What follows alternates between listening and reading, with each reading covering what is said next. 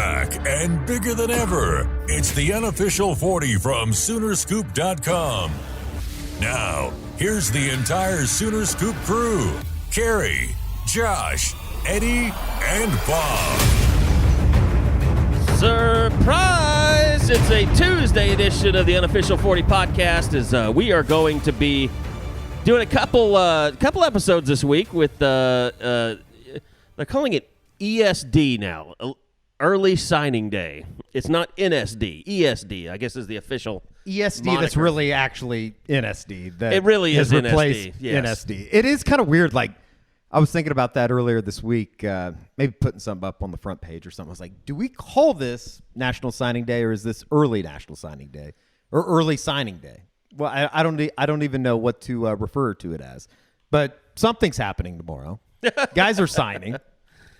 Yes, and we should probably start by just the latest. We did get to go to practice last night. Got to see a lot of missing bodies. Eddie declared that we needed to jump on a plane to Vegas and bet everything we have on Florida State. And I think that was a little bit of an overreaction on my part. Obviously, they're going to go out and play the game, but they are thin at some certain areas. Like you see Marcus Stripling working inside. It's like, oh, they definitely don't have some bodies.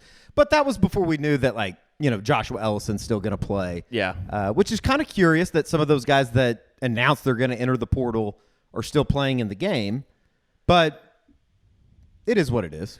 Yeah, and I mean, it's good to see guys like Braden Willis out there, although, at halftime, maybe he wants to just go ahead and sit it out if they're down as bad as we think they could be. Yeah.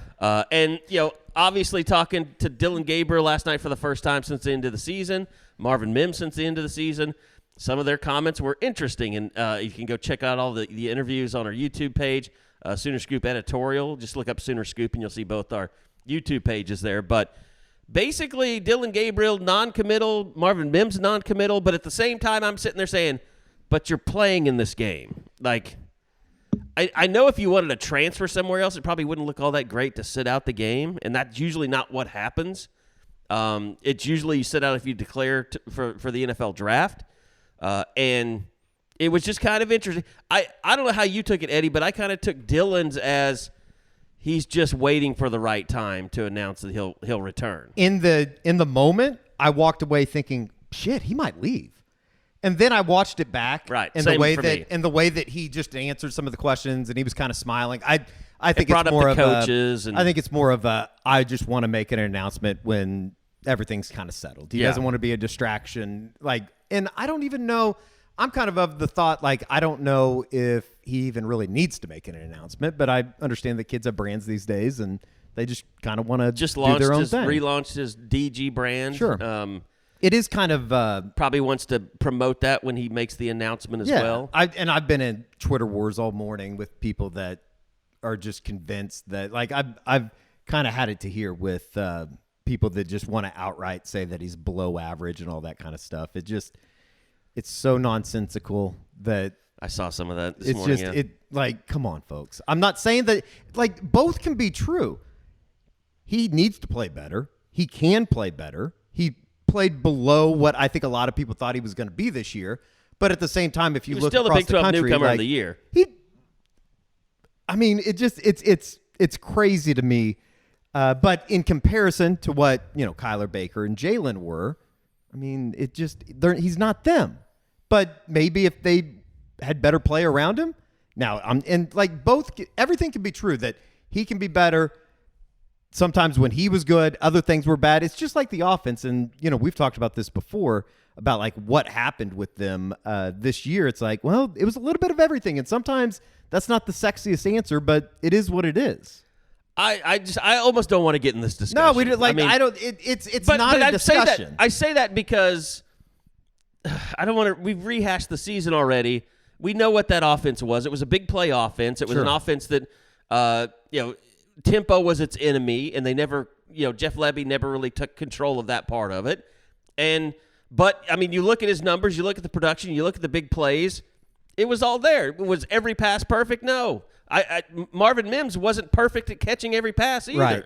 And I think everyone agrees he's the best player, and he's one of the best receivers in the country, and he should come back next year and prove that and, be a part of possibly winning the Blitnikoff. I mean, he has that type of potential. Yeah, and I actually, and we talked to Marvin. He said he got his grade back yesterday, or not. He didn't get it back yesterday, but he said that he had his draft grade already. Yeah, and I reached out to some people, and I think it's legitimately 50-50. I think that there's some thought that he maybe wants to come back, and I think there's some thought that maybe he can just move on and see what he can do at the next level. So I think it's definitely somewhere down the middle as far as what Marvin Mims is going to do here moving forward. Yeah, but I will say this, like, you bring Dillon Gabriel back, you bring Marvin Mims back, you get Drake Stoops back, you got Jalil Farouk back, like, that's a pretty good – you've just got to fix your offensive line. I mean, that's the only thing that's missing right now. Yeah. It could be a very good offense next year, and I think we all agree that the defense will improve. And that's what was so weird about this year is that you did see progress on the defensive end. It just never was a consistent defensive effort from beginning to end. And, the other thing about, like, just the game in general, I think that they would have been against it a little bit if they had all the guys that were going to not play in the game. Like, if they had Eric Gray, if they had Jalen Redmond. Yeah, it's still a really good team they're playing. Like, Florida State had a damn good year, and when you look at these bowl games, it's usually about, kind of who wants to be there. I'm not saying that Oklahoma doesn't want to be there, but this is kind of a statement game for Florida State. You're playing 3 hours down the road from Tallahassee.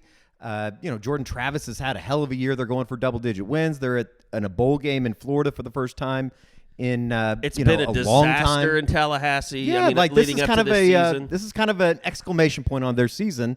And so, even if OU was at full strength, it would be a kind of an uphill battle, and I think it's even more so when you look at the guys that they're not going to have. Hi, Josh. Hi, guys. Sorry. What's going on? We just rambled on about the status of Oklahoma football for a second. You go get to see 30 minutes of practice, and you become an expert all of a sudden.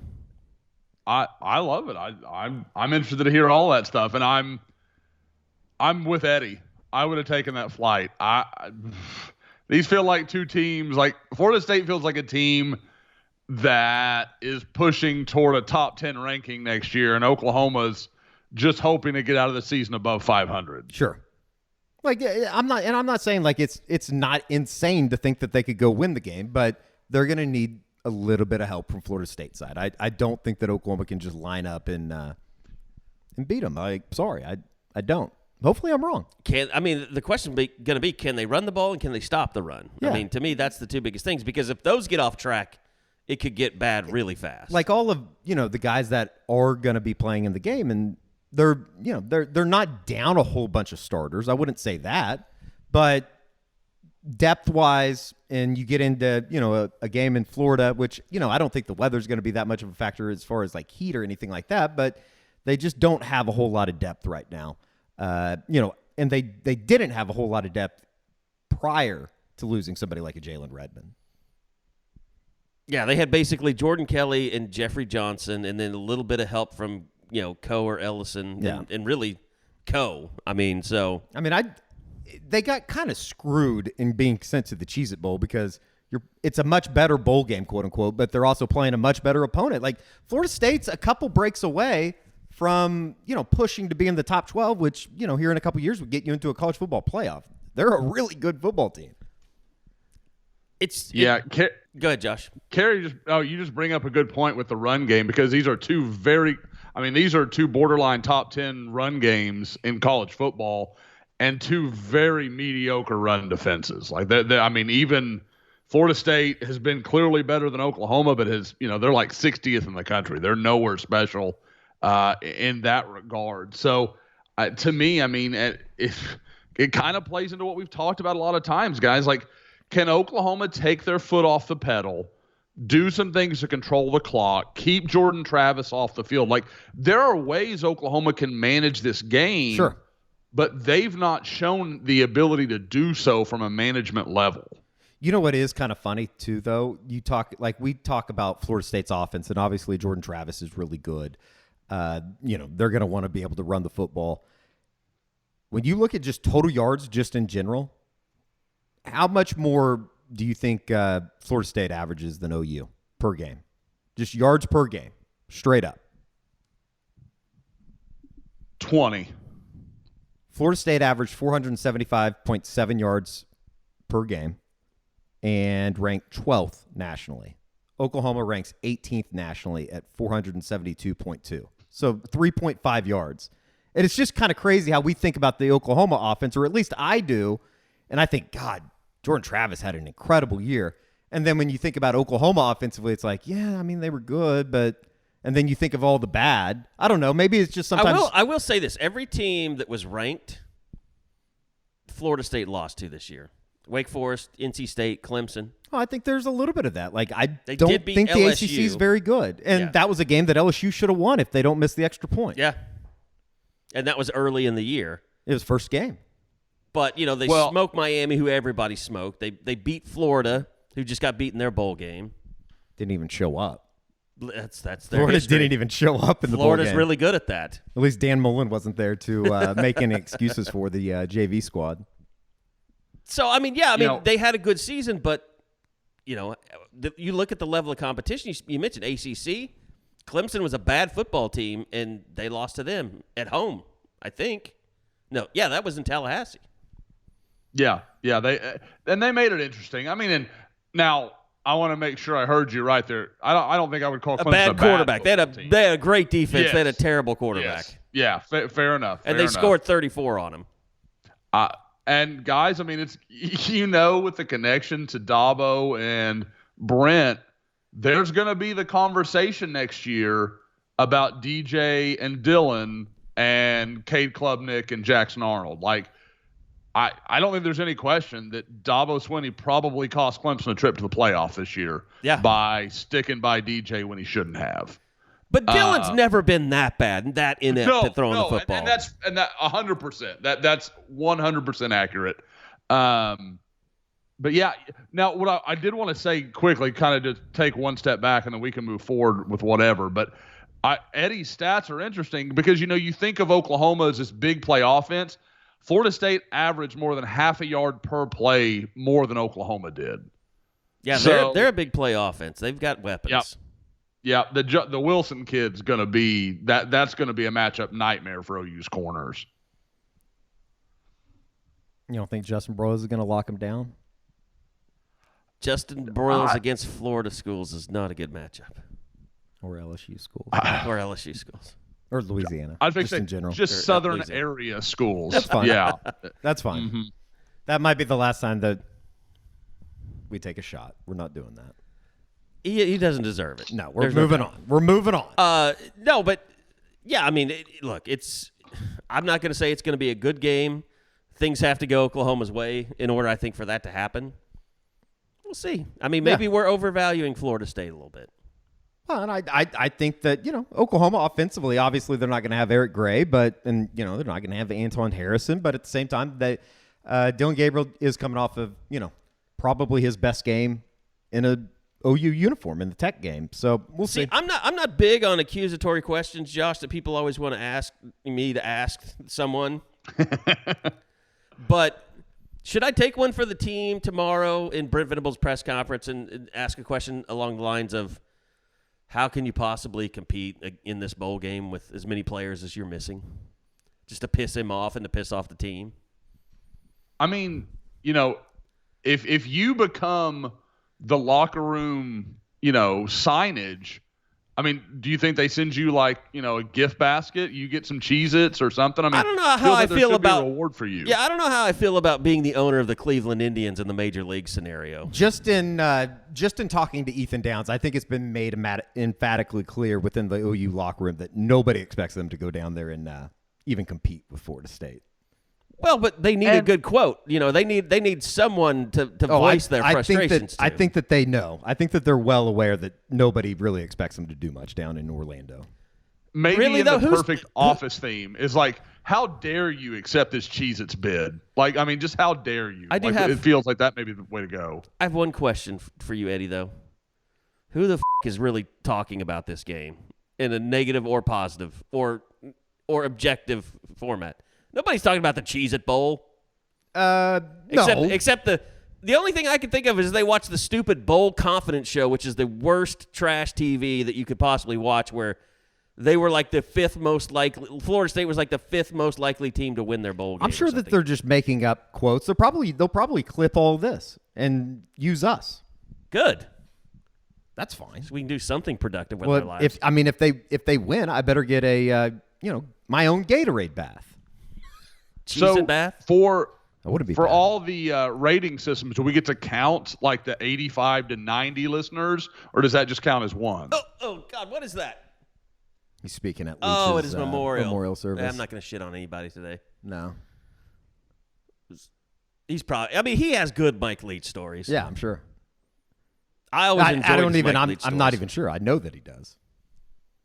Lincoln Riley's speaking at Mike Leach's thing. His memorial service down in Stark. Is it in Starkville today? So Bob's supposed to be speaking as well. Oh, really? Yeah.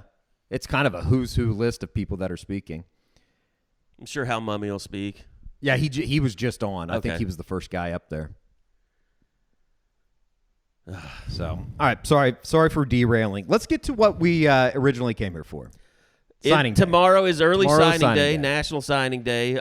We'll just declare it National Signing Day. The early signing day, nobody's going to pay attention to the next one. I mean, for the most part. But Josh, I kind of find this interesting because, with all the stuff of the portal going on, and you have a National Signing Day, it's almost like you thought, okay, well, most of these guys better commit because they'll lose their spot if a transfer happens. But it seems like we're seeing a lot of the bigger names that are just kind of like, and maybe it's because of NIL, but a lot of guys are just kind of like, well, I may sign or it might be Friday, or I'll sign before the deadline ends. It seems like it's going more and more in that direction every year now. There is definitely some interesting delays that are happening. We can get into the kind of individual ones, but there's no question there is a feeling that for some of these guys there is some jockeying for position going on, where guys are kind of waiting till later in the game to kind of get serious. And this may be what it's like, and it almost forces people to you guys were talking about ESD and NSD. It may just shove it back to February. It may be impossible to continue to do this if it grows and grows in this way with the NIL and the mid-December signing day while the portal's going on. They may have to make something and just say, look, you can sign in August or you can sign in February, nothing in between. Because they're just I can't even imagine how chaotic it is for the coaches right now, trying to not only juggle recruitments, but just roster numbers, trying to figure out who they have room for and who they don't. I guess in a ways, though, is it better for the coaches that, for the most part, you're going to have 85, 90% of your class done by tomorrow afternoon, right? Yeah. Oh, yeah. At least. All 23 should sign of the current commitments. Then you've obviously got Peyton Bowen, Cecilia Kana, Marcus Strong, and then a name that just won't go away in David Hicks. That has. Well, I have posted a note on the board. This situation does not seem to be over.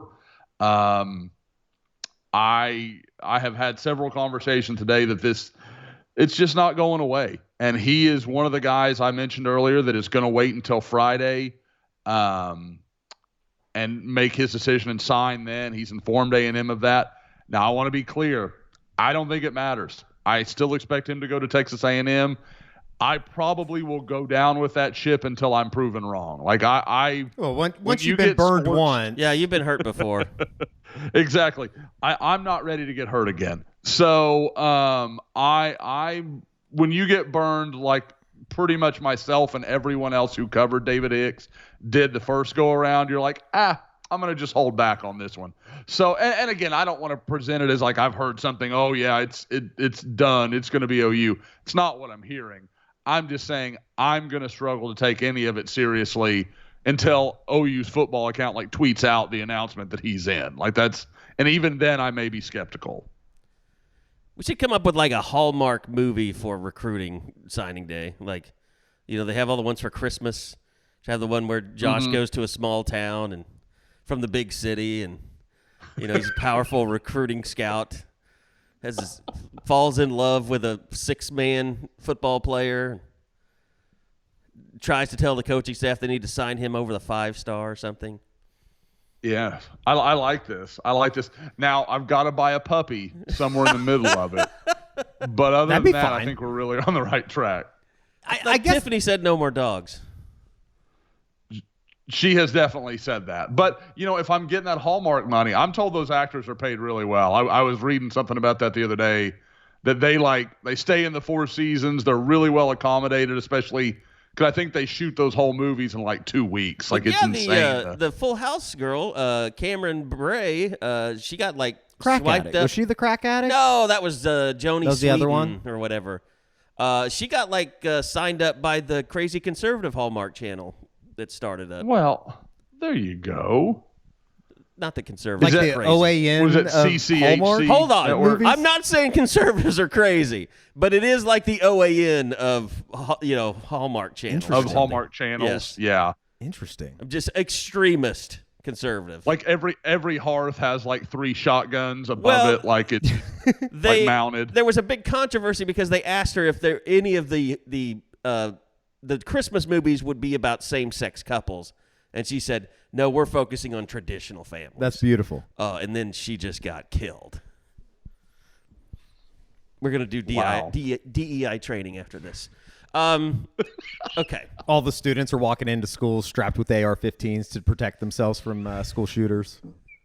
Is that? Oh my God. Jesus Christ. Jesus. Carey, you took him down this road. You took him You down this open the door. road. You Well, got let no me- one to look at but yourself. I'll try to get us back.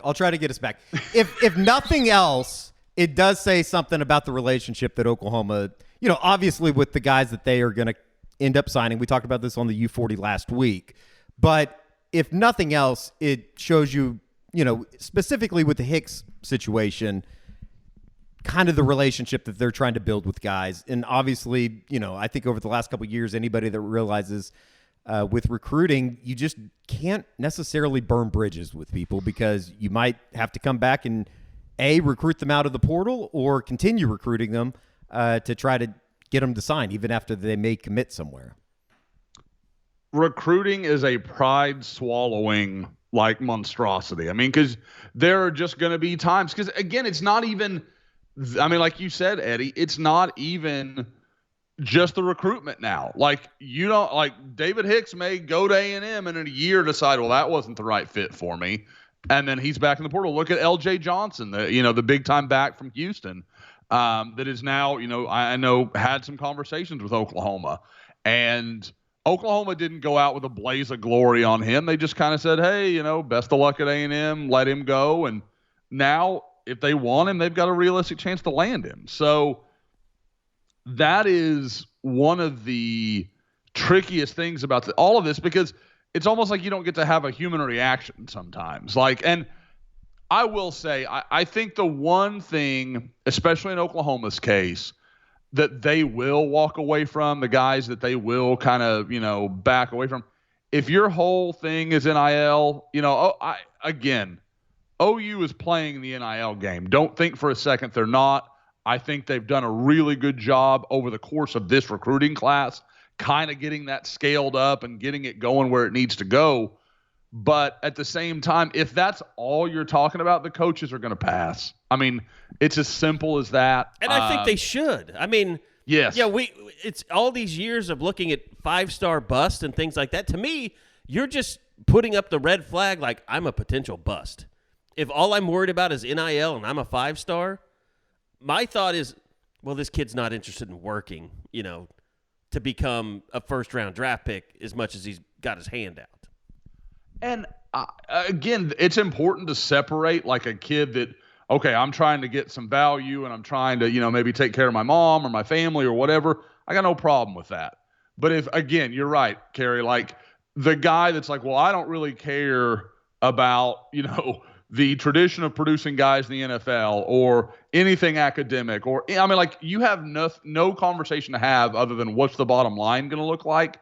I'm with you. And maybe that's an old school way to look at it, but I struggle to believe that guy has got his head on to go through a summer with a guy like Jerry Schmidt. I feel like you're not going to last long anyway. And then whoever signed that check's going to be annoyed that he did. or she. I saw something, equal opportunity. I saw something. It was an article. I don't know who wrote it. But it was basically an assistant coach saying that just as far as all like the NIL stuff goes, like people are going to realize that if they ran their businesses like some of these programs and boosters are trying to run NIL, they would all go out of business. And that's the truth. Like, you can't just throw money at something and expect great results when you don't know, what the company is about, what its background is, what its, finance. Like, it's not a coincidence. Look at Miami and A&M, what they did on the field this year. And they were the two teams in August that everybody was looking at and saying, look at these two schools. They're about to take off. Yeah. They're gonna replace Alabama. Because I guarantee Alabama's playing the game, but they're not doing the highest bidder. They're not getting. They're not. Sure. They're probably not. Saban's not interested in, because they don't have to, for one. But they also play the game at the same time. I mean, it's all part of the process. You play the game, and I think OU is doing a good job. And we haven't talked about this, but the Crimson and Cream, they announced their final things, and I know a lot of people were disappointed, but we all know kind of how many people subscribe to Sooner Scoop and versus like what we didn't think they'd get that many people. Yeah. It was a good start. They did a much better job than I thought that they would do. I thought that they might get like 400, $25 a month subscribers or something like that. It was a good start, but it can be better. And I think that's kind of the process of what it will be. It will once all this stuff consolidates into one entity. I agree. 100%.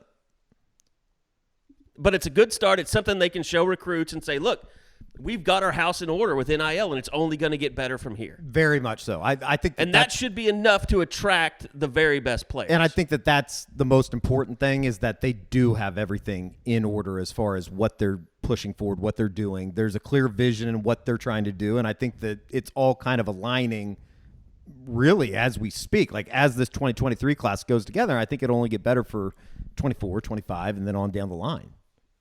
And I don't have people angry at me asking why I haven't started an NIL program.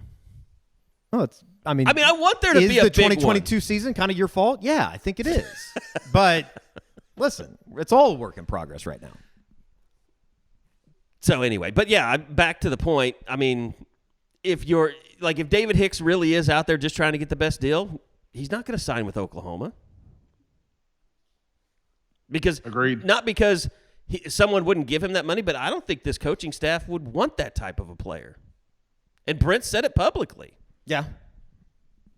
It'll be very interesting to see what happens there. And I'm sure. I mean, if they're able to close with, dream scenario, obviously, if they closed with Hicks, Bowen, and Akana after going 6-6, I mean, my God. That's about as pie in the sky as you could possibly think. Okay, so let's set up the Bowen thing, like how this is going or not going down. I know that Jackson Arnold had tweeted out something earlier today about January 12th, I think it was, that they're going to have a ceremony when they get back in school. Yes. Right.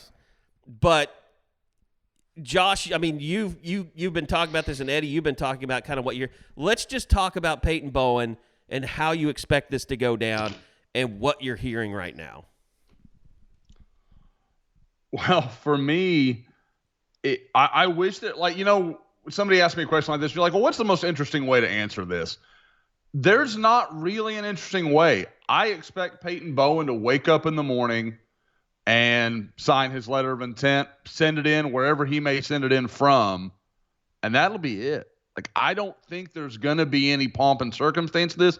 I don't expect a lot of dramatics. I think he knows what he's going to do. I think it's been done probably for a week. And I still think it's going to be Oklahoma. I just do. I know some Notre Dame folks are kind of, believing, but I can tell you a week ago, I had Notre Dame people telling me, well, I guess it would have been last Wednesday, so not quite a week ago. This thing was done. There were people in his family telling Notre Dame not to come. Not to come as far as an in-home visit. A week. Yeah, I'm sorry. Yes. For their in-home visit. I'm sorry. You're right, Eddie. I should just preface that. For their in-home visit on, that would have been Thursday night. I was told they got a call Wednesday night saying, don't bother. Now, It got lined out. Notre Dame went in. From everything I'm told, the in-home went fine. No explosive storylines or anything like that. But to me, Oklahoma is the one school on his list that seems to satisfy everyone, and I think it's where Peyton wants to be. I think they're not. If you were going to I think Peyton's OU is number one for Peyton. I think they're number two for most of the rest of his family, and there's some disagreement about who number one is amongst those parties. So I think Oklahoma is the choice that pleases the most people most completely, I guess I would say. Would you feel differently if Jackson Arnold wasn't sitting right there with him? If they were on a different team, if he lived across the DFW Metroplex, would it be different? That's a loaded question, I think. Is it? I mean, and maybe it's a question that is kind of stupid and shouldn't even be answered. To be honest with you, I'm just kind of wondering. I'm not saying it's stupid. I'm just saying. Well, no, but as I say it, maybe it is kind of stupid. I don't know that I would feel the outcome would be different. Yeah. I think my confidence in the outcome would be different. That's fair. And that's kind of where I'm at. Like right now, I feel like it's about 80% likely to be Oklahoma. That's where I'm at with it. Now, maybe I'll hear something in an hour and it changes. That's just the way this game gets played, like we were talking about earlier, especially in this NIL era when things can change so dramatically, so quickly. But at the same time, I just don't believe that he would lead so many people on that clearly want him at Oklahoma. Like, I mean, whether it's obviously, coaches are going to be who they are and they're going to recruit, and he knows, he's still going to do what's best for him no matter how much he likes a coach or whatever. But you talk about Jackson Arnold, you talk about his girlfriend, you talk about some people around it. Like, sure. I just like, and Eddie, you've talked to Peyton. Like, yeah. He's a solid kid. He's not some jackwagon. He's not going to be a problem. Like, he is a good kid, and I just don't see him doing that. Now, I know if, my counterpart on the Notre Dame podcast is probably like, he's led Notre Dame along this whole time, and now he signs with OU on signing day. I get it. I do. It's kind of like the Dillon Gabriel thing. It's like there's a lot of moving pieces here that you can't just point at one thing. Like, I almost feel bad for him in a way that he's being painted as this kid that is like trying to build up suspense, trying to make this big announcement when in reality, I think it's far from that. There's a part of me that just thinks that he doesn't want to mess with it. He's done nothing. He's not the guy out there tweeting like, Sooner fans, who can get me over 20,000, like he's never behaved that way. And I don't care about the guys that do. I'm just saying you can't really paint him with that picture at all because he's been very low key. And at the same time, Eddie, I respect the hell out of him because he's never shied away at this. Like, while he hasn't sought the spotlight, he's never been like, oh, I don't really want to do an interview. Like, he's always talked to people. Like, he's always been. And, I mean, does he say a lot in those interviews? It's kind of word salad sometimes. Yeah. But at least he's there answering the questions and helping guys like us out rather than just like, I don't want to do that. Like, he's never done that either. And we've all seen guys, and especially guys of his caliber, that have done that have just kind of been like, oh, no, I'm going to stay out of this, and then turn to Twitter and be like, oh, where are my fans at? That kind of stuff. I don't care what Peyton Bowen does tomorrow. I think he's handled it really well. Yeah, and like you said, it's not like any of this has really come from him. It's just really it's all come from people saying, I'm hearing this or I'm hearing that. So sure. And obviously it's because he's one of the best players in the country. Like, he shouldn't be punished because he's one of the best players in the country. He shouldn't have to make a decision or an announcement to appease people because he's so good at football. I don't know. I guess that's just kind of the way that I feel on that. OU fans have got to accept, and I say this a lot, and I'll be brief about it, but this is recruiting elite players. It's chaotic. Like, I know everybody's like, well, Alabama doesn't go through this. Hell yes, they do. They deal with this every time on these elite guys. Georgia's making a run at it, or Auburn and U40 is trying to backdoor a 5-star guy. Like, they do this all the time because nobody gives up on elite talents because you cannot replace them. You can't just find a David Hicks or a Peyton Bowen anywhere. They are special players that make you better instantaneously, and other guys want to come play with them. You have to fight like hell from beginning to end for these guys. What kind of job did Brandon Hall do if they're able to land Peyton Bowen? I mean, what kind of feather is in his cap in being able to actually complete this if they are able to get his signature? I mean, guys like he and Jay Valai, I'm working on some content for tomorrow, some of the, big picture type stuff that we always do. And I keep going over it. I'm like, God, they had their hand in a lot of guys, but that sounds weird. They helped land a lot of quality players in this class. And, I think, guys, as we look back, basically it's about a year ago when this staff really started coming together. And you look at it, I think Brandon Hall would have been one of the guys, not so much that people didn't like, but they just didn't know him. Like, who is this guy? Is he good enough to be at OU? Does he have the track record? Blah, blah, blah. And I think, especially Carey and myself, knowing Hall from back when he was, GAing under Brent, like you knew this was a guy that Brent was probably going to bring back to Oklahoma. So I think it's a huge indicator of what he can do. And he worked hard. And that's not to say that he didn't have help. There were a lot of cooks in the kitchen helping land Peyton Bowen. I mean, that's the way that goes. Again, for elite guys, it's usually not just one coach. It's everybody kind of, to use the old OU baseball, everybody pulling on the same rope kind of thing. But at the same time, I think when you mix landing guys like Peyton Bowen, and watching Makari Vickers' senior tape, and Jay Valai had a big hand there as well. But that's a potentially really good safety duo if that's what it ends up looking like. And then you throw in all the other guys. Eric McCarty was a big Brandon Hall guy, and I know that's not a shocking win for OU, but clearly a guy that OU has high hopes for. You mix that with the development of Billy Bowman this year, looked like he really improved as a player. Saved the Texas Tech game. I know everybody kind of remembers the last thing they saw, but Key Lawrence looked better at times, and I think there's a chance that Brandon Hall, while kind of unknown when he came in, is showing signs of being one of the better assistants on this staff. All right, let's reset. Another guy that we've mentioned his name, Tassilia Akana. His situation, is he a guy that will sign tomorrow, or is this another extension? No, I expect him to sign tomorrow. I have talked about it before. Now, I have said that Tassilia Akana is actually a kid from Hawaii. He plays in Utah, and that's where everybody knows him from. He moved to Utah during COVID. They weren't playing football in Hawaii. They weren't playing football in California. He basically moved as far to his east to everyone else's west as he could to find football. And so he went and played at Sky Ridge and Lehigh, and is a guy that is now back home in Hawaii with his family and going to sign tomorrow. Now, obviously, with the time change and not being able to sign until, your local standard time, he is, he's going to be a little later in the day before anybody knows. But I've been told repeatedly he is expected to sign.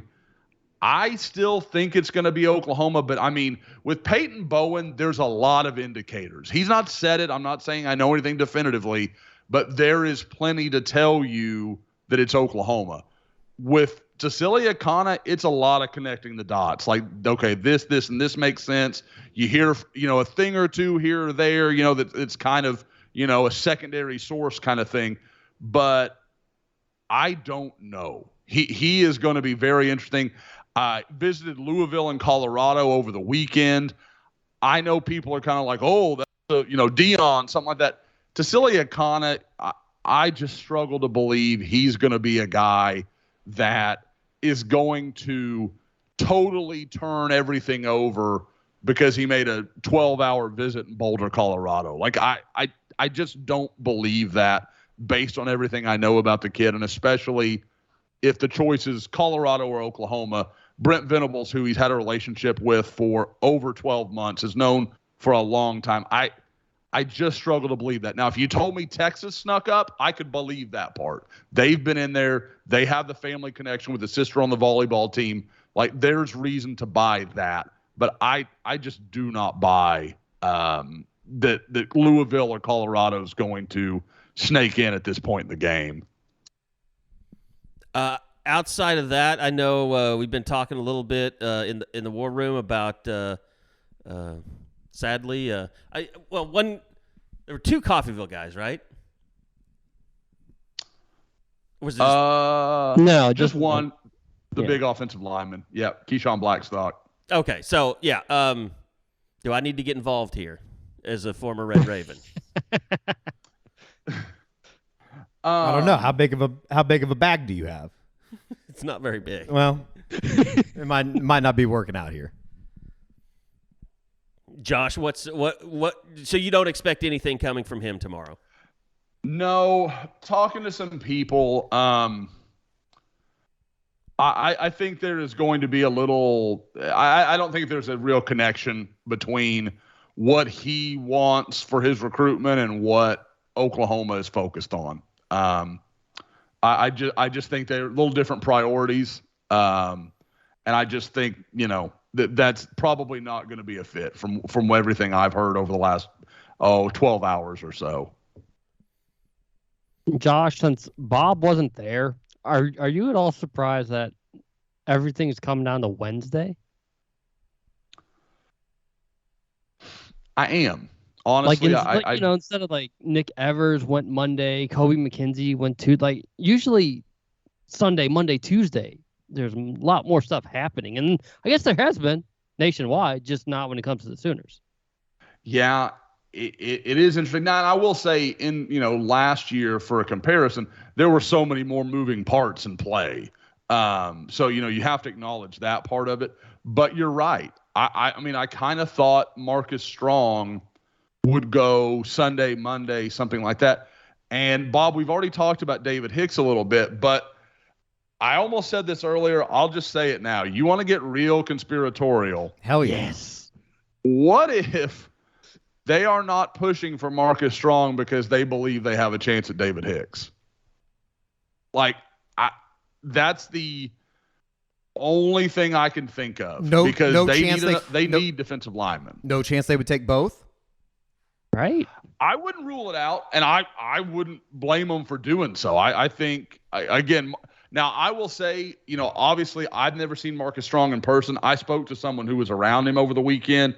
He is, I was told he's a good-looking kid, not a great-looking kid, was kind of the way it was described to me. So maybe, but I know Todd Bates had been to see him. Like, I know that had happened by now, so I don't think the feeling would have changed or anything like that. I don't think that would have really been a big issue or anything like that. But it does make me wonder because I can't think of another reason why he isn't already in the boat. Sure. Like it doesn't.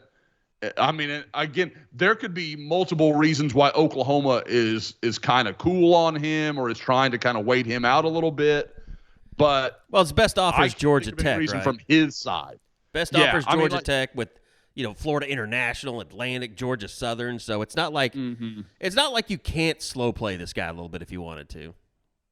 And that's again, I am very much connecting some wild dots there, but it's an interesting theory.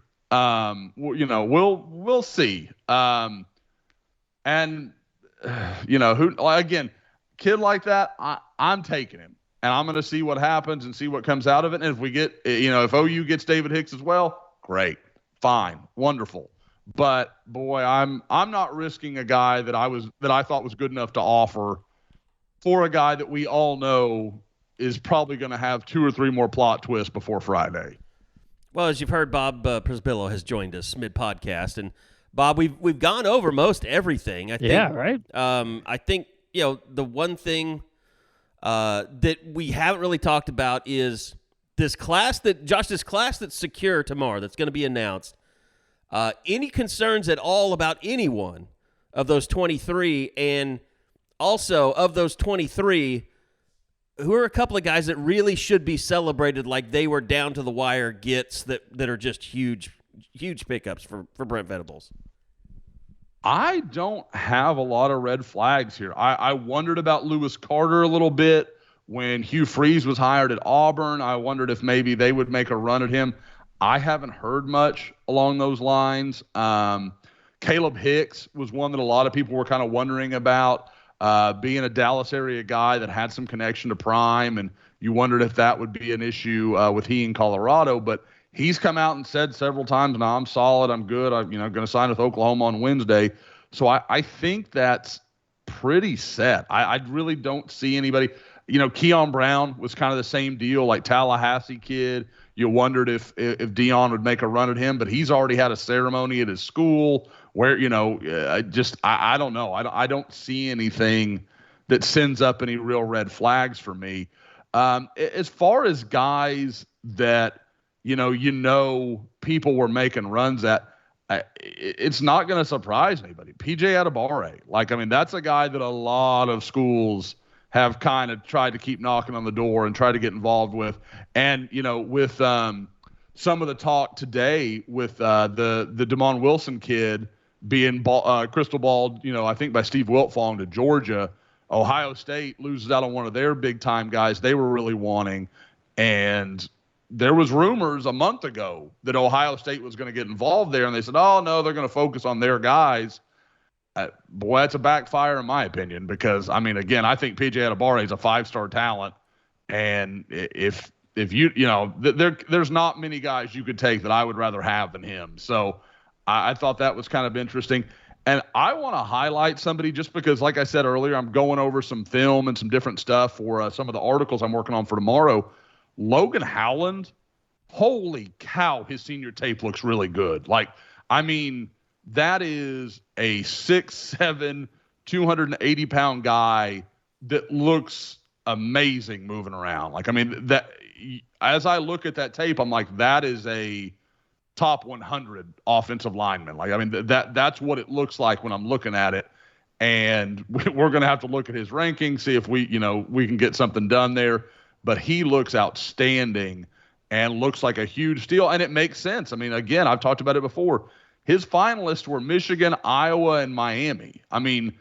3 schools, Michigan and Iowa, obviously their credentials as offensive line producers are there. Michigan's 2-time Joe Moore winners. Iowa is what Iowa is. And Miami's got Mario Cristobal, a guy who knows what he's looking at, an offensive lineman. And I thought he had potential. I didn't think he'd show it this fast. I was pretty impressed with what he put on tape his senior year. Well, and obviously, Jackson Arnold is probably the most well-known person in this class. There's no, real. It's just nice that we finally, have all the star rankings out there. We don't have to listen to, not listen, but don't have to read every comment when Rivals puts out a 4-star Jackson Arnold and he's a 5-star. That got annoying. Obviously, you get Jackson Arnold in here, and then you allow yourself to daydream a little bit about what happens at the quarterback position next year. And, is he a guy that, I'm sure that's something Dillon Gabriel will, get a full kind of plan from the coaching staff. Like if they want to get him in games and things like that he would sign off on in order to come back to Oklahoma next year. Which doesn't mean that, anyway. I'm thinking of all the fighting that's going to start now. Like, Dillon Gabriel shouldn't have a say in who plays, doesn't play. You heard it here first, people. Carey Murdoch stirring up shit. That's what he's doing. It's all in and up on the law. I have to. Your whole contribution to his pod. You keep doing other people's podcasts, so somebody's got to stir up the shit. By the way, I told you I'm gonna. I gave Eric Bailey a ride back to the office yesterday, and he told me about how amazing the performance was on their story with you and the Tulsa World, and how many hits they were getting. And all I could think about was, do we get any of that money? No, we're going to just rewrite it and then clickbait it. Has anyone aggregated that story? Isn't that how journalism works nowadays? We'll just aggregate another it. network aggregated What did it. Josh say to the Tulsa World? I thought that's what you do. OU recruiting expert talks. Don't pay attention to who he works for. Well, when you can't get a quote from somebody talking about a player committing to Texas State that transferred out of the program, you might as well aggregate a recruiting story or something. There you go. So, yeah, I mean, I know you haven't been here the whole time, Bob. Was there anything that you wanted to bring up about tomorrow's signing day? And we can get your thoughts on what you saw at practice as well as we get out of here. I think it would be amazing if Brent opens the press conference saying Peyton Bowen is signed. Oh, that would be elite. That'd be great if they just saved it for that. Yep, you just save it for the press conference. Be like a ladies and gentlemen, we got him. Yes. That would be amazing. To Then the much I want that smaller to happen extent. If you remember, Eddie, the Doc Sadler release came out 2 minutes before Porter hit the podium, so we could talk about it. If you say Brent's talking at 10:30, at 10:28, you say Peyton Bowen is in the class. Boom. That would be amazing. I don't know if it can be. I don't know. I feel like in a way, like if Notre Dame doesn't get the signature, it's going to be a telltale sign. Like if they're done by 10:15 or something. I don't know. I guess I'm just looking. Yeah, for I guess reasons. the only would be is if Marcus Freeman says, "Hey, we're done." Yeah. Because if Akana picks OU and he's in Hawaii, and we know it most likely will be later than Brent's press conference, well, Brent's not going to say, we're over and done with. So if Marcus Freeman, if there's any bitter feelings, if it's not the Irish, he says, "Yeah, we are done." I can tell you. I don't get the feeling Marcus Freeman that type of guy though. Like I don't think he would take shots at somebody. Well, I think the thing about Bowen being so low key about all this and just signing, like I don't think he's gonna care if somebody announces that he's a part of the class or like. Let's face it, we're going to be glued to Notre Dame's signing day updates, just like we will OU's tomorrow, just to see when his name shows up, who it shows up for. And OU always does a really good job of that. They get up very early, and they start putting those things up about 6, 7 a.m. Eddie and I will both be massively distracted from our radio jobs in the morning. I'm usually checked out. It doesn't matter. That's the thing. We're so close to Christmas, we can just mail it in the rest of the week. Nobody cares. Oh, yeah, 100%. Yeah, nobody cares. Absolutely. We're not getting a performance evaluation this week. Yeah, for those who wouldn't listen if I got it anyways. Who forget this about signing, it's 7 a.m. local time, whatever your local time is. Yep. Yeah, and OU's usually there updating right at 7 a.m. So it's kind it of crazy. It always pisses me off that OSU doesn't update until like 9 a.m. It is kind of crazy nowadays, too, that, depending on how things go and, depending on where all your guys are, especially if they're on the East Coast, right? Like exactly. it could be over by 9:15 in the morning, and then you're just kind of left sitting there like, well, that's that. Cool. And that's kind of what signing day has turned into. No, it is. I mean, there used to be a day we're here on Campus Corner. I'd be over at like Balfour's, and we'd have like signs to hang every time somebody came in. Yeah, and it was like he put another name on the board. Yeah. And I was doing a radio show and Vanna White at the same time, like putting names up on a board. It's just not that way anymore. Thank God. I like it this way better. Still, my favorite signing day is Cale Gundy getting mad at me because the Ryan Broyles year. Because I put a photo of him and Mike yelling at each other on the front page. Wanted me to take it down immediately. I did. Bitch. I didn't say that. All right. You can take that phone call. Be more than happy to. Okay, so I'm not calling him a bitch. I said you're a bitch for taking it down. Eddie can get away with certain things now. We can't talk about it yet, but Just kidding. Anyway, Josh, any last thoughts on signing day, and then we'll kind of get to Bob's reactions from watching practice yesterday before we get out. No, again, I think, obviously everybody's going to watch Akana and watch Bowen. And then whatever's going to happen with Marcus Strong, I think that could be interesting. We'll see what comes from that. But with that exception, I expect a pretty straightforward day for Oklahoma fans. They don't have to, last year there was some angst, there were some things going on, as they closed, guys that they thought they might lose, that kind of stuff, and a couple they did, Xavier Bryce among them. But there is at least a chance here, to close strong. And again, you add Akana and Bowen, I don't even think it's a question, but I think even without those guys, this is probably Oklahoma's best defensive line or defensive class since 2008, probably. Right. Mm-hmm. So it's a really good group. Now, again, that 2008 group didn't pan out all the way in a lot of the ways they would have wanted, but there's absolutely, this has a chance to be a very good group and a good foundational class for Brent Venables. Not only are obviously the guys within the class, the two that we probably, I guess in a way he's not technically part of the class with Son coming in from Indiana, the transfer portal, and then maybe whatever happens with Trace Ford, but Kendall Dolby moves into the top 10 of the JUCO rankings today as well. Like I think that's one of the guys that I don't know if I necessarily have overlooked him, but probably didn't realize at the time when they got him, like exactly who he is.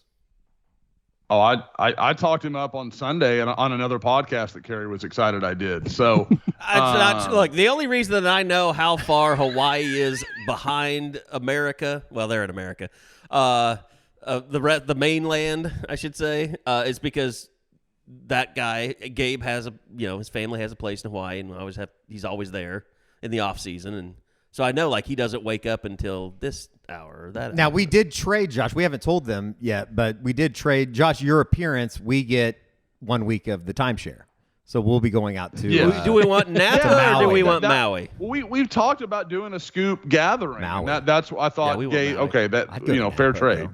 I'd definitely go to Napa. Napa or Naples? Napa. Like Napa Valley? Yeah. Like wine tour? Yes. I think I'd maybe rather go on the wine tour than go to Hawaii. Well, no. I don't think we'd Hawaii's be never allowed. been huge I don't for think me. we'd be allowed in Maui, actually. I think Napa's more my speed. I don't know what your speed is. I don't either. But I don't know. I don't know how you look at yourself and say, "Yeah, I'm a Napa guy." Because look at me, I I'm feel a like Napa South guy. Beach in the 80s is Eddie's speed. Where? Eddie's. I always felt like your wheelhouse was like Scottsdale. Driving around with a bag of cocaine in the. Well, box. that's Napa. Yeah. It's just farther north. You mean west? Northwest. Okay. All right. So, Bob, you got to go out to practice. Eddie and I had our crack at it. We're not saying like put your mortgage on Florida State, but it was striking it the lack of depth and bodies at practice yesterday. It was striking in that regard, and it was also sort of like a lot of the questions, and this is from my end too. It wasn't about Florida State. I mean, you just look at this on paper, and after watching practice, it's like it's more about building toward 2023, and that's either veterans like Dillon Gabriel and Marvin Mims, Isaiah Coe saying what they're doing, or getting a feel of what the young guys who are going to get a chance here in the next couple of weeks kind of make their case for why they should be a much bigger part of 2023, like a Jaden Gibson, like Gavin Sawchuk. So it's sort of a weird dynamic because I almost don't care about even asking about the game as much as you're just trying to put the pieces together so what the foundation of what the 2023 team could possibly look like as we head into the new year.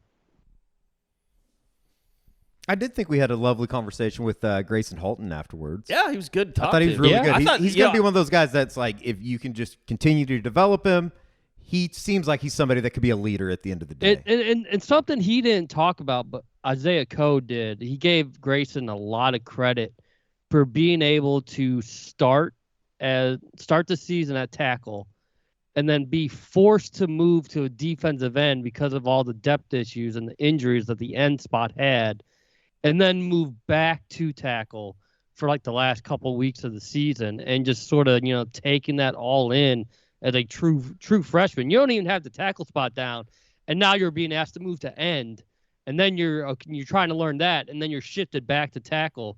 So Coe was just very appreciative of the work and the determination that Halton had shown the entire season, as he was bouncing back and forth, and he's very excited to sort of see what he can do now that he's at more natural position and he's been in it for like the last month straight.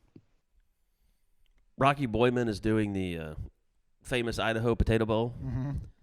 I'm going to tell you, when he was playing at Tennessee when Rocky Kalmus and Andre Woolfolk and Jason White were there. Remains to this day the largest human being I've ever seen. Really? I mean, he was massive. Like, he made Rocky Kalmus look like a little kid. I don't think I realized that he played at Tennessee. Played for the Titans, yeah. He was really good for him. So, Probably have his autograph somewhere. Rocky Boyman's? Yeah, because I got like that entire what? Titans team. My uncle lived in Nashville, Uh-huh. and we would always get like Titans gear. They're like season ticket holders, so we always got like. I'm sure that if he was on Rocky Kalmus's team, Yeah, with him he and was. Woolfolk, Mhm. yeah, I bet I have it somewhere. Just a little random pod factoid for you. Okay, so signing day, real quick, Bob, and then pretty big basketball game. Yeah, I mean, kind of their last chance to really make a dent before we head into conference play, and they've been so close with a couple of these. And it's not like Florida is a top 25 team, but you need something better than Ole Miss and Seton Hall as your non-conference. And you're still gonna have Bama going down the road, and we don't know if Bama will be the top 5 team that they are right, at this moment. But you need to hang your hat on some sort of nice non-conference victory. Neutral site like Charlotte, that it's not great, but it's better than what the Sooners have had at this point. And the way the offense has played the last couple games, it'll be nice if they can carry that over to this evening too. And that's an 8:30 start. 8:30. So I haven't heard a word if there even is a Zoom call, but I don't know if I'm gonna stay up for like a Zoom call with Moser at 11:30 at night when you got to get up for signing day the very next morning. Well, I'll be up at 5 for a radio show. Yeah, I'll be up at 6. It's your excuse, Bob. Yeah. No, I'm saying, are you going to stay up? Would you stay up for a Zoom call with Porter Moser at 11:30 at night?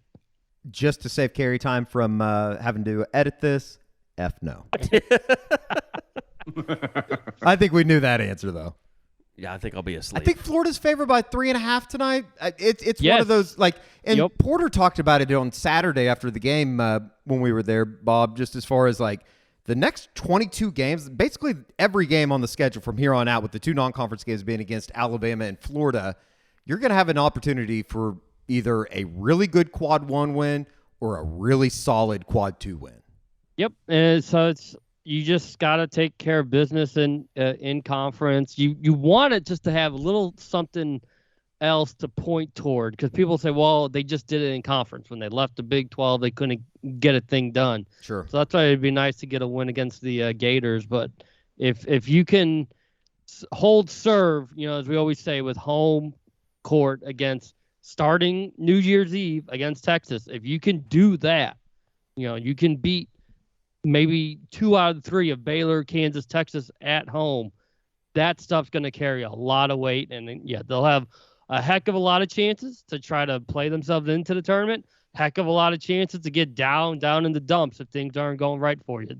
Be very much, I think, in the vein of last year, where there's going to be these peaks and valleys, just roller coaster. You don't know what you're going to get from game to game, but they've got opportunities galore to try to write their resume during the next 2 months. It'll be interesting to see what more they can get, or even if they will be able to build off of, what they got out of Otegwa on Saturday, as well as CJ Nolan. Otega, CJ played their best games of the season, coming off, a day where Porter said, one of these guys is busting on through. One of them's going to start playing a lot better than what they've been as we get into conference season. It was Otega, CJ on Saturday, maybe it'd be Joe Bamasil tonight. You would love if it's all 3 in the same game. I don't know if that's ever really going to be possible, but Arkansas should have taught them that they need a lot more players playing at an elite level. Saw signs of that, glimpses of that when it was needed early on last Saturday. Tonight, that would be a great showcase to say we get the message that the Hogs sent us. now we're ready to answer the call and start playing at a really high level. Got the A team on the broadcast too tonight. John Shambi and Jay Billis. Nice, very nice. Should be pretty good. Be a little bit of a maybe a national chance for a national breakout for Mr. What am I saying? Sherfield. Grant Sherfield? Yeah, I mean, for Sherfield. Well, I Grant mean, Sherfield? you know, if you weren't at Wichita State, Nevada, you might not know who Grant Sherfield is. So yeah, on a late start, ESPN2. This might be a great time for him to bust on out. All right, we will be back on Thursday for another Unofficial 40 podcast. We'll give you all the holiday wishes and all that stuff then. Eastern Michigan struggling defensively. Well, that was an easy Unless touchdown. that gets called back. Well, it's this isn't the offsides, Rams and the. Well, no, there is a flag. It was Offsides. This isn't the Rams and the Packers. That game was tough to watch last night with all the penalties. I watched more of the Thunder game than I did That the NFL offensive game. line for the Rams is not good. Not great. They lost their center on the second play of the game, so that pretty much doomed them. But no, Thursday we'll be back for a post-signing day pod to kind of wrap things up. Real quick, Josh, Mason Cobb goes to USC. Where does that make you land on the Trace Ford front? I do think it's down to Oklahoma and USC. That is my expectation. I won't say that Trace and I have talked a little bit since he got back from Los Angeles. And he's a transfer, so there's no decision coming from him tomorrow. It's just still to be decided. He doesn't have to decide. He can. Doesn't have to. Yes, he can do it. He could be doing it right now. He could be typing it out as we speak. In the Notes app, of course. That's the only way you do these things. But no, my guess is that by this time next week we'll know what he's doing. I don't think he's got a lot more he wants to process. I think he had a pretty good idea of the schools he wanted to look at. Definitely think USC impressed him, surprised him. I reported kind of yesterday that I kind of thought they were out, and then I talked to him a little bit more, and I thought, okay, I've read this wrong. So it's just, to me, I think in a lot of ways Oklahoma makes the most sense to him. I don't know if he can play his all. It kind of reminds me of last year talking to Isheem Young, and he was like, yeah, I really like Oklahoma, but I could never play against my teammates. And I was like, okay, that makes sense. I kind of wonder if that's a factor here, if that's going to be more than can be overcome. As we're just wrapping this up, I just saw that OU Basketball tweeted out that Grant Sherfield will be on the 94 feet walk with Jay Billis tonight. Oh, very nice. During the game, the little feature that they do. Okay. That'll be cool. By the way, I want to thank everybody who took part in our 20% off of the SoonerScoopStore.com. Eddie was up here just getting that stuff out, so it's all out. Hopefully it gets to you by Christmas. USPS, they made the 17th the last day that they could officially guarantee delivery for Christmas, but outside of one of my buddies out in L.A. or in San Francisco, I think there was a New York one, but a lot of that stuff was local, so you should be getting it all before Christmas if you're worried about that. But yeah, the 20% off sale has ended, and we can't guarantee anything by Christmas. So I will say this. We're getting ready to start a pretty big construction project here in the offices to shore up some things in our studio so we can hang things from the ceiling. And it would be a good time, even though you might not want it for Christmas. Once we start clearing out rooms and stuff, it's going to be a little bit more difficult to get things shipped out on a daily basis. So and that's going to start right after Christmas. So if you want to get some gear from the Sooner Scoop store, it would be a really good time to order it and not wait until after Christmas, because we'll probably be backed up a little bit once that starts. But really appreciate all your support always. And we'll start, Eddie and I will sit down. We'll start talking about some new merch, because I think it's time to refresh it a little bit as well.